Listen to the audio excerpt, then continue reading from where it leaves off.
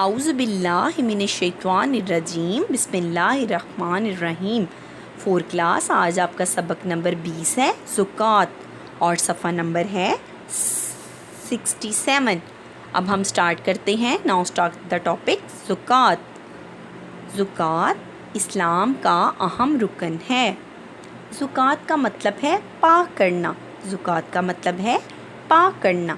اللہ تعالیٰ نے دولت مند مسلمانوں کو حکم دیا ہے کہ وہ ہر سال اپنی دولت کا 40واں حصہ غریبوں کو دیں تاکہ مال پاک و صاف بھی ہو جائے اور اس طرح غریبوں کی مدد بھی ہو جائے۔ ہر دولت مند مسلمان پر زکوٰۃ ادا کرنا فرض ہے۔ اللہ تعالیٰ نے ارشاد فرمایا، اور زکوٰۃ ادا کرو۔ اللہ تعالیٰ مال و دولت دے کر لوگوں کا امتحان لیتا ہے۔ اللہ تعالیٰ کے پیارے اور نیک بندے مال کی بجائے اللہ تعالیٰ سے محبت کرتے ہیں۔ جب بھی اللہ تعالیٰ کی راہ میں مال خرچ کرنے کا موقع آتا ہے تو وہ خوشی خوشی مال خرچ کرتے ہیں۔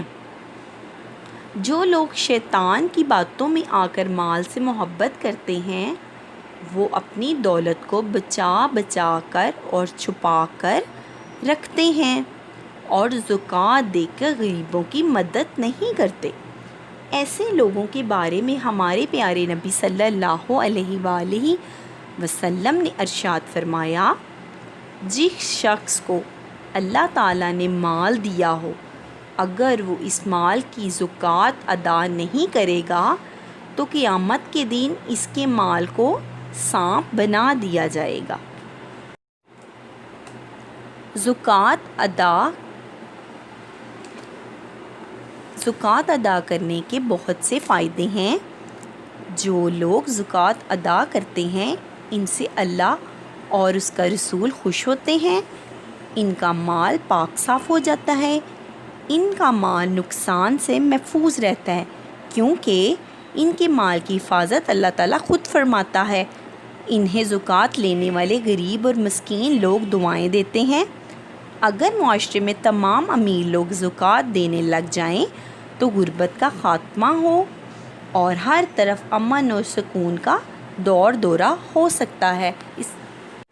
پیارے بچوں، اس ٹاپک سے ہم نے کیا سبق سیکھا کہ زکوٰۃ ادا کرنی چاہیے۔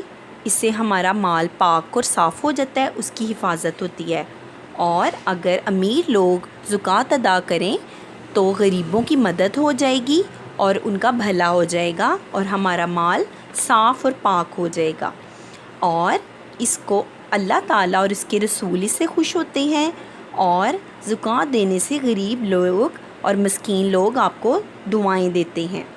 اور اس کے علاوہ اللہ تعالیٰ کی راہ میں خرچ کرنے سے ہم بہت زیادہ اجر اور ثواب کما سکتے ہیں۔